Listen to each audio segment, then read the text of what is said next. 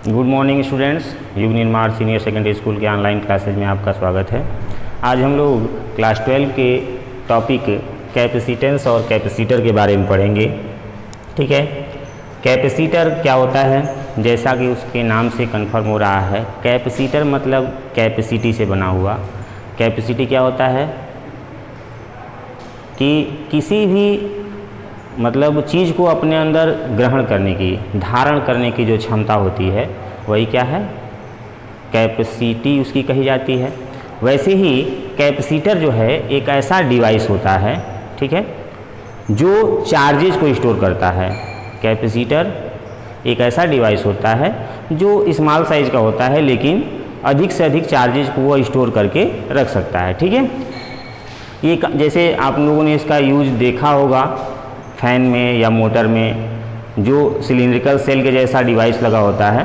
Fan में table fan में भी लगा होता है, स्टैंड फैन में भी होता है, या सीलिंग फैन में, जितने भी मतलब मूवेबल पार्ट वाले इलेक्ट्रिक के अप्लायंसेज होते हैं, मोटर है या जो भी ऐसी चीज़ें हैं जो मूव करती हैं, उनमें अक्सर आपको देखने को मिलेगा एक सिलिंड्रिकल सेल के जैसी संरचना जो बाहर ही दिखती है। तो वो क्या है आपका? वो कैपेसिटर है, जिसकी कैपेसिटी अलग अलग होती है। फैन में जो कैपेसिटर यूज़ किया जाता है उसकी भी कैपेसिटी अलग अलग होती है, मोटर में जो यूज़ किया जाता है उसकी भी कैपेसिटी अलग अलग होती है, लेकिन वो जो डिवाइस दिख रहा है उसी का नाम क्या है? कैपेसिटर है। ठीक है, तो कैपेसिटर क्या समझे? कैपेसिटर एक ऐसा डिवाइस है जो अपने अंदर चार्जेस को स्टोर करके रखता है। ठीक है, और चार्ज को स्टोर करने की जो प्रॉपर्टी होती है उसको क्या कहते हैं? कैपेसिटेंस।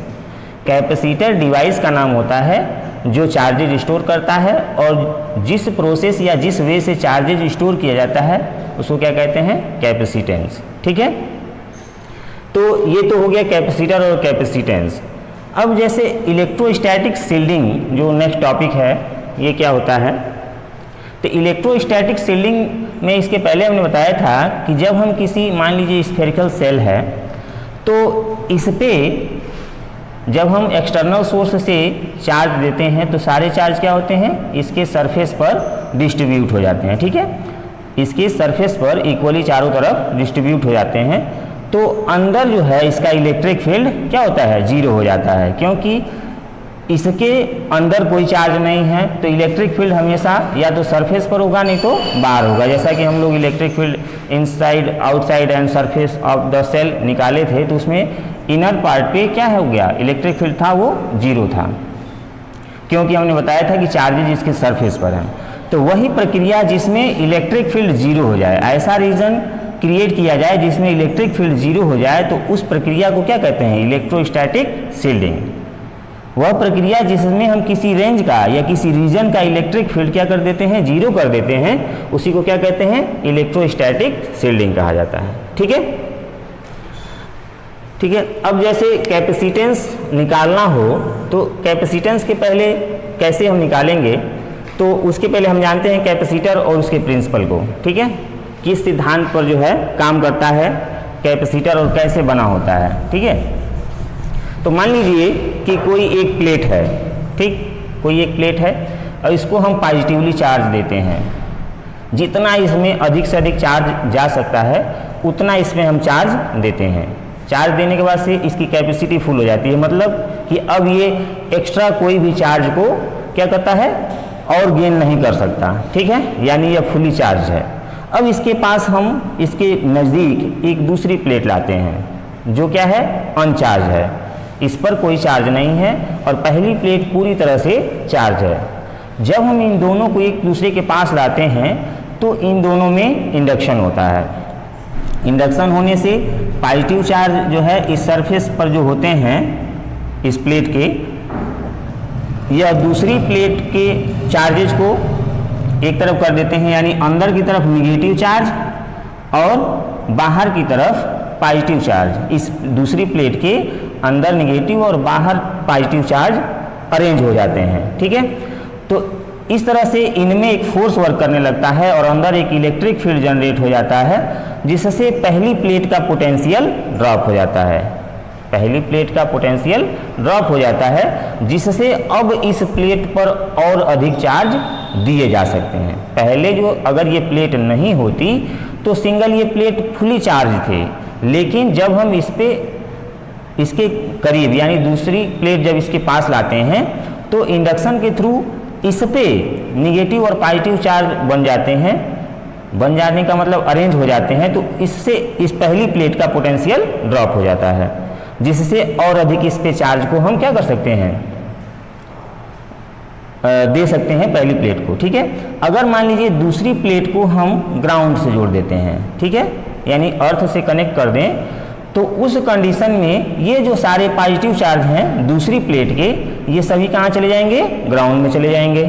ठीक है, तो दूसरी प्लेट पे क्या बचेगा, केवल निगेटिव चार्ज बचेगा। तो इसके वजह से इसका पोटेंशियल और भी ड्रॉप हो जाएगा, और बहुत ज़्यादा ड्रॉप होने से बहुत ज़्यादा चार्ज इसको दिया जा सकता है। यानी कि पहली प्लेट के चार्ज को बढ़ाने के लिए या दूसरी प्लेट को हम उसके नज़दीक ला सकते हैं, तो दूसरी प्लेट जब लाएंगे तो बहुत ज़्यादा नहीं बढ़ेगा इसमें चार्जेज, यानी पोटेंशियल थोड़ा ड्रॉप होगा। लेकिन अगर दूसरी प्लेट को हम ग्राउंड से अटैच कर दें तो पॉजिटिव चार्ज दूसरी प्लेट के ज़मीन में चले जाते हैं और पहली प्लेट का पोटेंशियल बहुत ज़्यादा ड्रॉप हो जाता है और अधिक से अधिक चार्ज इस पर स्टोर किए जा सकते हैं। तो यही क्या है, कैपेसिटर है। ठीक है, तो चार्जेज जो है वो किसके प्रोपोर्शनल दिख रहा है, पोटेंशियल के। यानी जैसे जैसे पोटेंशियल घट रहा है या बढ़ रहा है, चार्ज अधिक से अधिक जो है हम क्या कर सकते हैं, अरेंज कर सकते हैं। तो यहाँ पे जो अगर हम प्रोपोर्शनलिटी का साइन हटाते हैं तो एक कांस्टेंट लगाते हैं जो क्या होता है, ठीक है, तो Q इक्वल टू सी भी, ये C जो है यही क्या है, कैपेसिटेंस है। तो C इक्वल टू क्या हो जाएगा, Q अपान V। यानी अगर किसी भी डिवाइस का कैपेसिटेंस निकालना है तो उसमें चार्जेज और पोटेंशियल का रेशियो हम निकाल सकते हैं।